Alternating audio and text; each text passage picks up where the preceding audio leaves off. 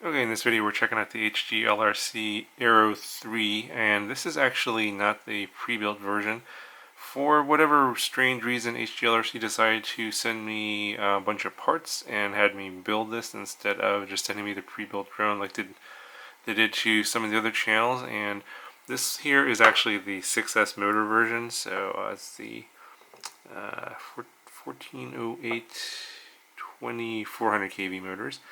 And these also come in, I believe, 3600 kV as well if you want to do 4S. I've already done a video on the 4S motors. I've already done a video on the frame itself. If you just want details on the frame and how it's constructed and stuff like that, that video will be on a list of videos here in the corner, as well as the video on the stack here. This is an HGLRC FD445 stack with the TX20. Now, my understanding is that the Arrow3 does come with the TX20 video transmitter, but they recently switched the video transmitter on the FD445 stack to one with an MMCX connector. It's a little bit different. I'm not sure if they've updated that on the pre-built drone or not, because I don't have that.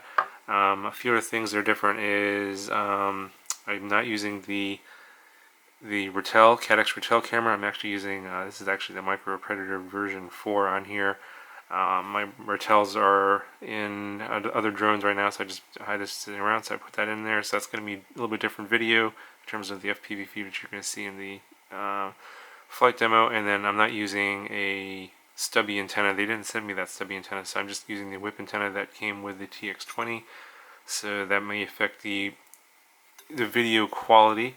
In terms of the weights, this is probably pretty similar to what the plug and play is going to weigh, maybe even a little bit less. And let me just show you how much this thing weighs. It's actually kind of on the heavy side. So we're coming in here at 160 grams. Now the XJB145, which is what this is kind of replacing, that one came in much lighter, about 132 grams. Of course without the battery, and that one I thought flew better than this, even though this has a bigger motor and it's running 6S.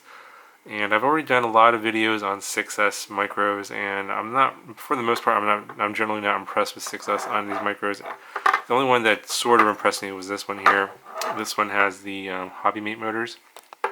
This is the 1505 2900 kV, so this is a bit higher kV, so it's 2900 instead of 2400. That's probably why this has better performance in my opinion on the same battery, which is the 6S 550 GMB. Talk more about that here in a second. It also weighs less as well. This is also a custom build. So the higher kV motor, a bigger stator and all that, and coming at 140 grams instead of 160 grams. That all makes a pretty big difference in terms of performance when you're coming down to these 3-inch micros. And for the most part, I don't generally recommend 6S on these 3-inch micros. I don't think that the performance increase on the lower kV motor is worth it to carry around basically the heavier battery. So you'll see the performance of this. It's okay.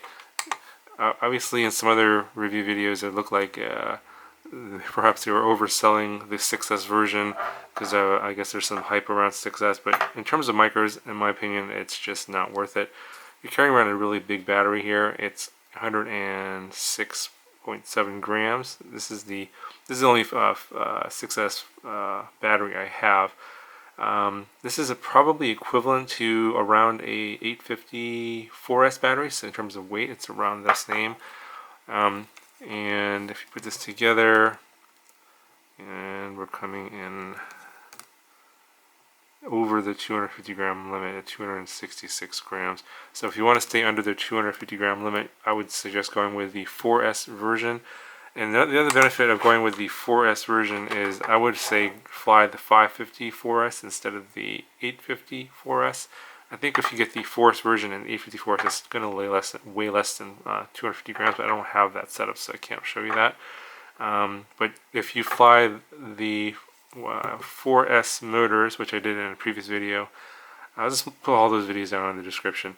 If you go to that video, the same motor, 1408 at 3600 kV on a 4S 550, I believe, it flew better than this on 6S. Same motor, just a lower kV on 6S. It was a different drone, that was the Acrobat, but I thought that flew better on 4S versus this on 6S. And you know, as I mentioned before in my previous 6S videos, basically what it boils down to is that you're carrying around a much heavier battery to fly 6S, and yeah, you could make your own combo batteries, like say put 2 3S batteries together or something like that, but you know, it's extra weight for all the connectors and stuff like that, and you get more battery sag that way if you're using those additional connectors, because the I guess there's resistance in the individual connectors you're using, so that is not really recommended. So until they come out with better 6S micro battery, so I'd say something like a 400 450 6S micro battery like this, you know, it weighs less. I don't think there's a whole lot of benefit to going to this 550 6S. Now, one thing that you will notice here as I've been rolling video on the screen is that you get a longer flight time on the 6S. I think it's because it has less current draw overall for the lower kV motors, plus you're carrying around a lot more energy and the bigger battery, of course. So you get pretty good flight time. I think it was like 6.5 minutes on the 550 on this setup here. Which is better than what I was getting on the 1505 motors on this one here at higher kV. So the lower kV and being 6S2 does give you the benefit of more efficiency and longer flight times, but in terms of performance, which is I think what people are looking for, I don't think that really is there for this setup. Anyway, videos to all the stuff here again, motors, if you want to see the Forest motors, the stack, which I did reviews on already, and the frame, all those will be down in the description. I don't have a video on the Micro Predator V4 yet. That's going to come out later if you're interested in that, but you'll see a preview of the video quality of the Predator V4 in this one. So yeah, that's going to do it for this video.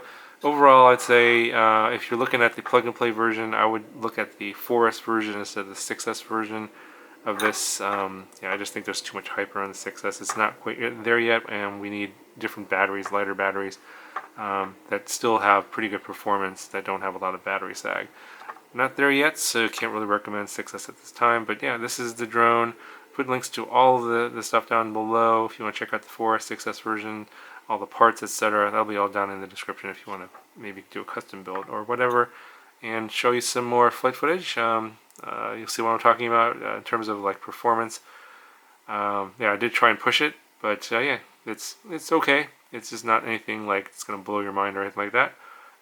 Yeah, you guys can judge for yourself. Leave some comments below. What do you guys think of 6S on 3-inch micros? What are your conclusions? What do you think are the pros and cons? I would love to hear what your opinions are down in the comments. Anyway, guys, it's going to do it for this video, and I will talk to you guys in the next one.